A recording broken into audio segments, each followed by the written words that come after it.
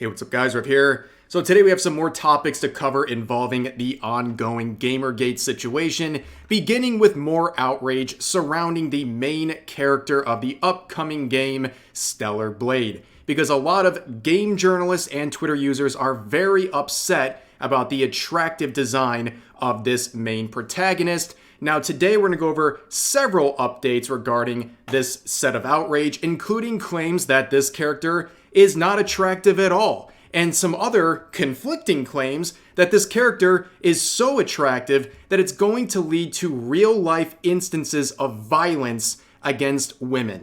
Yes, I wish I was joking. A lot of people are seeing this character and some of the smooth designs that is featuring, and they're thinking to extremes like that. Now, of course, games journalists have been very upset about this situation, and as the demo has been reaching very high levels of success since its release, games journalists have come out with articles like this from yesterday, complaining on the one hand that most fans are sold on Stellar Blade despite the supposed sexism, while also claiming that a lot of users are upset because the developers made this character sexualized. They can't even get their story straight. Now, when they say users are upset, they mainly mean other members of the industry like senior editor from Kotaku here, Alyssa, and Khalif, who had an epic collab on this episode of whatever it is that they're doing, where they would speak directly about this main protagonist of Stellar Blade and how he thinks that she is not even attractive in the first place. The bastion of conservative gaming, the bastion of keeping the wokes mad is Stellar Blade right now. Stellar Blade is the game of the year because there's a shiny titty and a almost a medium ass. It's not even a great ass. It's a medium ass. It's not even that big. It is a medium ass.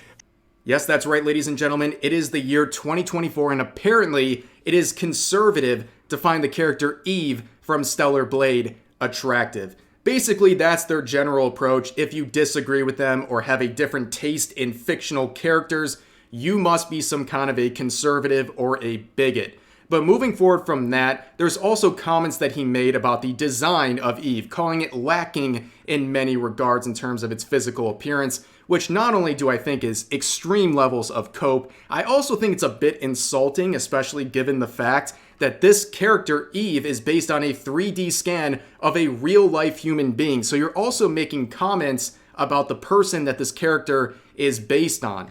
But in general, these people have an issue with attractive female video game character designs. That much is obvious. Every single one of these characters included on this holy trinity has been criticized or belittled because of their physical appearance and their attractiveness. Because apparently people can't enjoy the attractive model while also enjoying the character and the story that surrounds them. But here's a good point made in the quote retweets, this user saying, yeah, or maybe there are dudes who don't look at every chick as a sex object and just like the game for being a fun action/adventure game. Are we going to do this with every game that has a female lead who is attractive now? And that's the irony of all these related situations. Users like this push over and over again. We need more female representation in video games. And here you have a female protagonist of a major upcoming release, and it's immediately denigrated by people like this and reduced to nothing more than a sex object in their eyes, because that's what they believe is the only reason why people would care about the game, when people care about a lot more than just the design. They care about the story and the character as well. But in their eyes, that's all they're worth. In fact, they even go as far as to belittle the appearance of this character. But moving forward, here's some replies saying, yeah, that didn't happen in the past, right? Where they're showing dozens of comments of people freaking out over the design of 2B, going feral over this character design when it was released because a lot of people found it very attractive. Where Khalif would reply with this, saying, this kind of proves my point that y'all are weird. Interesting. Well, I looked at this guy's account, and literally this was one of the most recent tweets from 2 hours ago saying, gonna be open on the timeline today. My feelings have been hurt by all the mean people calling me fat. Yeah, you called me fat. Look at you, you're skinny. And I don't know if this is a reference to something, but they break out into some rhymes here saying, it never stopped me from getting busy. I'm a freak. I like the girls with the boom.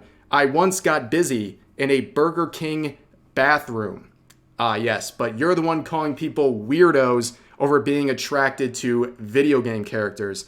Now, again, I don't know if this is some kind of irony, but bragging about getting busy in a dirty fast food bathroom is not the flex you think it is. Those bathrooms are occupied by people doing some nasty things in the Burger King bathroom, and also meth heads looking for a place to shoot up. Okay, that's not exactly the best spot, not something you want to brag about.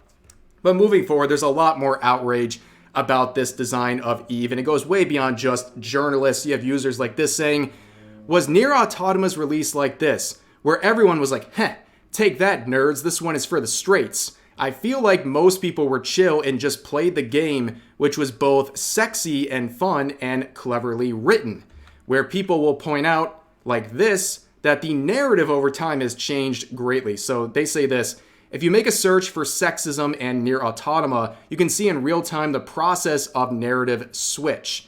Articles and threads from the era it released are full on, this is sexist and gross, and when you reach 2021 or so, you see it, people shift to a different narrative where they say it isn't sexualized. And you can see by the title of these various threads and articles that it begins with people complaining historically about how overly sexualized this character is and how it's sexism and it's too much. And then over time, well, maybe it's not so sexualized and it's just people projecting. That was the narrative. It definitely started that way and has shifted over time, but we're seeing Stellar Blade begin with that outrage generally from journalists and threads where they're claiming that the character is overly sexualized.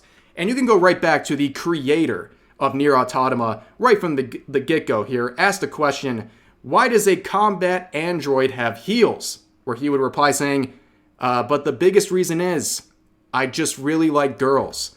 And in this thread right here on Twitter, they were complaining about getting too much sexy fan art of 2B's butt and was asking people to basically make a zip format for him to more easily collect all of these images of 2B's butt. Now, moving forward, people would shift from Nier to Bayonetta with a tweet like this saying, after seeing all of this politically correct gamers speak about Eve's looks, I do wonder where all these mofos when Bayonetta launched. Imagine the meltdown if Eve had a dance scene like this. I believe you mofos just selective of the stuff you want to be offended by. I had to really help them out with the grammar there. It was quite the struggle. But people would point out, Anita Sarkeesian literally made half a video talking about Bayonetta. They were pissed off and performative about her. I vividly remember it. The actually Bayonetta is for the gays is a pretty recent development that happened with Bayonetta 3 and was destroyed by a postcard. Now, everything this user is saying is correct. You can see back many years ago at the beginning of the original Gamergate, you had the feminist frequency through Anita Sarkeesian making this video, a damn near full-length film complaining about various characters, female characters that they believed were being hypersexualized. And one of the characters they spent the most time on was Bayonetta, where they made many claims about this character, including the claim that this character was hypersexualized for the male gaze. First, the positive things about the game. She's a single mother, and that's kind of it. So on to the negatives. She carries with her 4 pistols, 2 of which are strapped to her high-heeled boots, which provide the perfect opportunity for her to contort her body into pornographic poses, including spreading her legs and doing a little flip in the air to kill the bad guys. When she lands, she does a little sexy pose for the player, complete with the sound of a camera shutter snapping. But it gets even better, because one of her most powerful weapons involves her stripping all her clothes off and turning her hair into an evil demon weapon fighting machine. Did you get that? The whole taking all her clothes off in order to use her hair as a weapon? Because clearly you can't use your hair to drag demons down to hell if you're fully clothed. Predictably, the internet is now infested with gamers' screen captures of various ways that they got Bayonetta naked. As if this pornographic, overly sexualized, animated representation isn't bad enough, the way that Bayonetta restores her power is by sucking on a lollipop. But I'm not really here to discuss the overly sexualized adolescent male fantasy that Bayonetta is.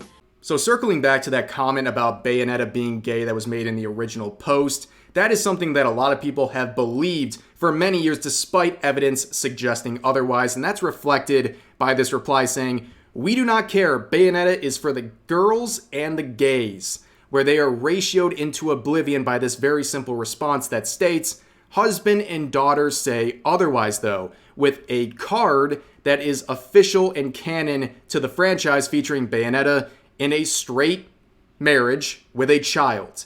Now, when this official image was released, it caused an absolute meltdown about a year ago. A lot of people were very upset about this because in their own mind, they had created headcanon that suggested that Bayonetta was gay and not interested in men whatsoever. However, that was simply headcanon, and when this official lore came out, people went ballistic. Now, headcanon is always fine. If you want to imagine Bayonetta with, well, any character or any relationship, that's totally fine. But when it's your headcanon, it's fine. When you start using that headcanon to basically supersede the actual lore and you claim that the creators are wrong, that's when you've gone too far, and that's what people were trying to do with the Bayonetta character while ignoring official artwork like this.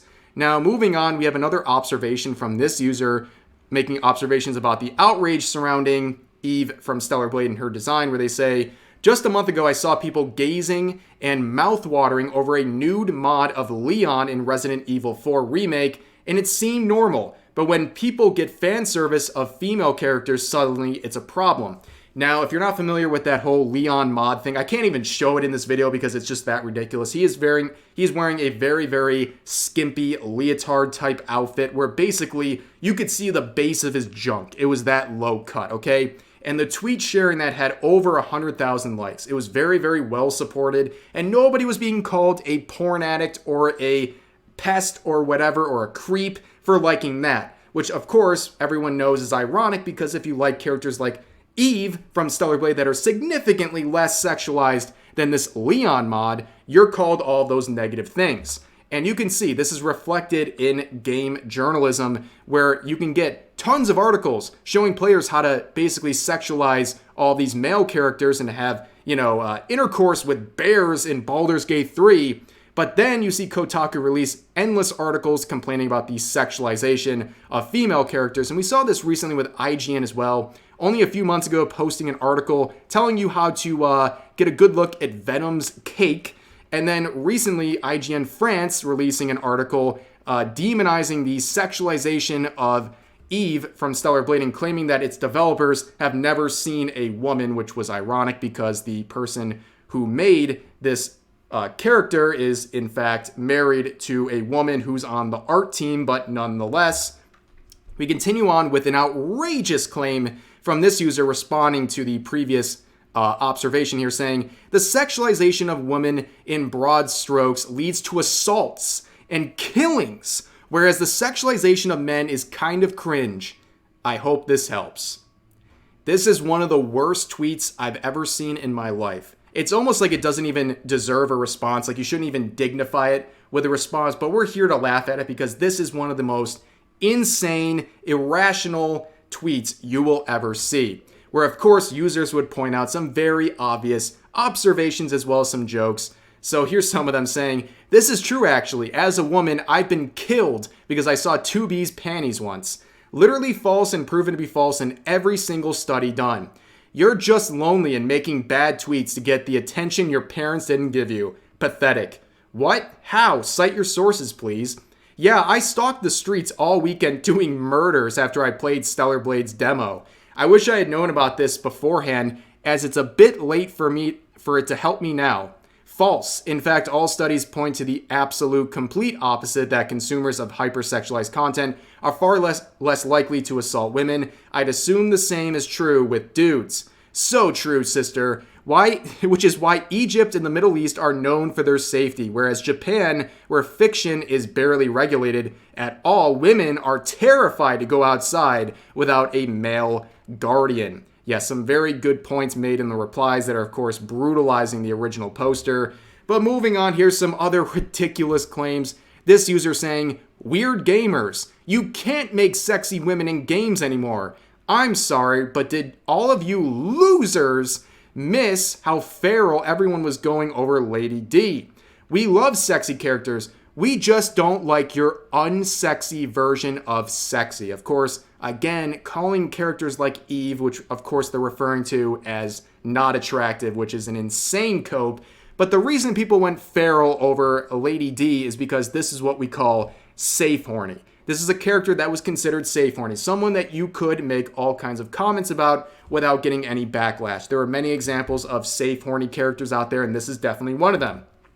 And as this user points out in the quotes, it says, "Don't you get it, chuds? My fetish is more socially acceptable than yours." Which, of course, if you're talking about Lady Dimitrescu here, she's literally like a 9-foot tall vampire. She's a giant rotting corpse. And you're saying liking her is somehow more socially acceptable than liking a character like Eve from Stellar Blade. Like, please, come on. Can we stop with that? You know, I can respect whatever you want to like in fictional content, but that doesn't give you the right to judge others. Like, I will respect your desire to want to go feral over Lady D here, but you should also respect people who like characters like Eve from Stellar Blade. I mean, that seems very obvious, but overall, this Gamergate situation is the gift that keeps on giving. It is some of the wildest takes that are being generated out of this situation, and it makes for some great content, so I guess we're thankful in that regard. But for today, that's going to do it. I hope you guys enjoyed the video. As always, feel free to share your thoughts about today's topics in the comment section down below, and I'll see you guys next time.